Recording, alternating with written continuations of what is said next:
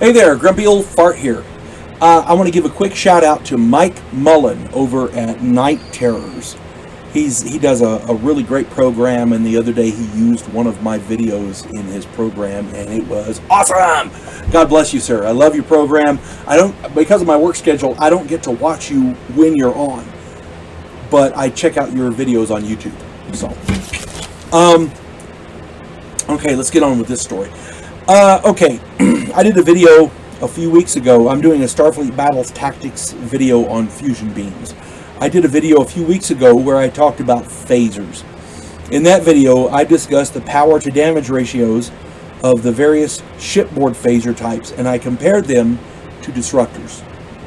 I made it a point to explain that for a half or a quarter of the power, you can get comparable damage from phasers.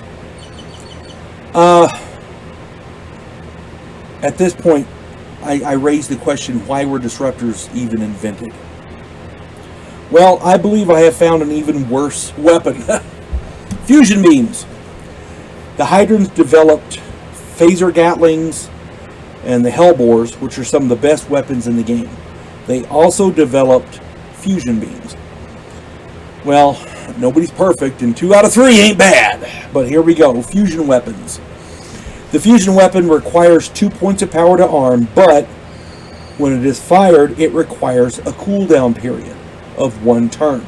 In effect, it has the same power cost of a disruptor, but it can only be fired every other turn, which is half the firing rate of a regular disruptor.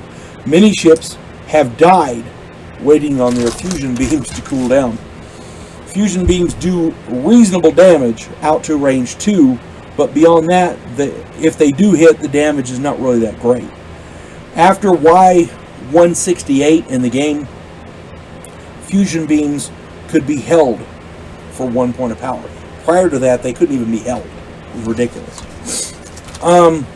Fusion beams can be overloaded for twice the power cost, but with a maximum range of 8 hexes, overloaded fusions cannot be held and must be, they must cool down as well. So, overloaded disruptors can't be held, but you can arm them again the next turn. If you fire them, you can arm them again the next turn. Overloaded fusion beams can't be held, and if you fire them, they still take 1 turn to cool down, and then you can arm them again. So, if somebody shoots their fusion beams at you, you're fusion free the next round. Go whack on them, Fusion beams can be armed as a suicide overload, doing great damage out to 8 hexes. Here's the kicker. If you shoot them like that, the weapon is destroyed if it's used in this manner.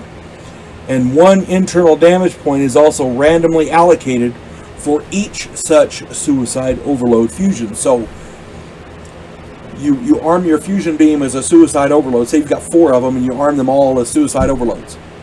You fire them all as suicide overloads. You do great damage for that turn, but then all 4 of them are destroyed. Plus, you get 4 more internal hits. 1 for each fusion beam. It's crazy. All of this essentially makes for a really crappy disruptor.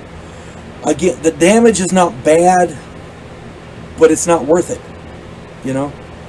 The good thing about fusion beams. Here's the good thing about fusion beams. And smart Hydrons know this. Hydrons put them in stasis on fighters. They're kind of like their missile weapons on fighters. A squadron of Stinger fighters, and Stingers are, if you're not aware, are some of the best fighters in space.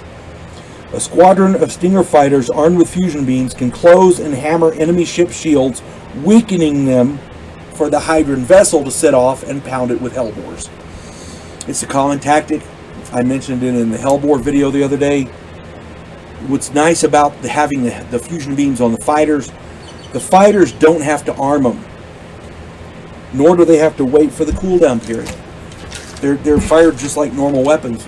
You get 1 per turn, but not within a quarter turn of each other, and boom, mark it off. Boom, mark it off.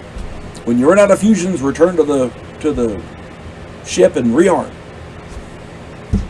It's that simple. So, having a Hydron ship armed with Hellbores, and that ship having a whole bunch of fighters, because every Hydron ship is virtually a carrier, There's very few that don't. Having that ship armed with hellbores and all your fighters armed with fusions is great, because the fighters go out, they pound on the enemy, they weaken shields, they do whatever internal damage they're going to do, then they break off and run away. And the Hydran ship back here with its hellbores says, oh look, weak shield, pow, pow, pow, pow, pow. And because of the nature of the hellbores, it doesn't matter where the weak shield is, it hits it anyway. Hydrans have developed some really nasty stuff, and when you put them on fighters, fusions can be great. Ship-mounted fusion beams, not so much. I'm just saying. Hope this finds everybody well. You folks have a good day. God bless one and all.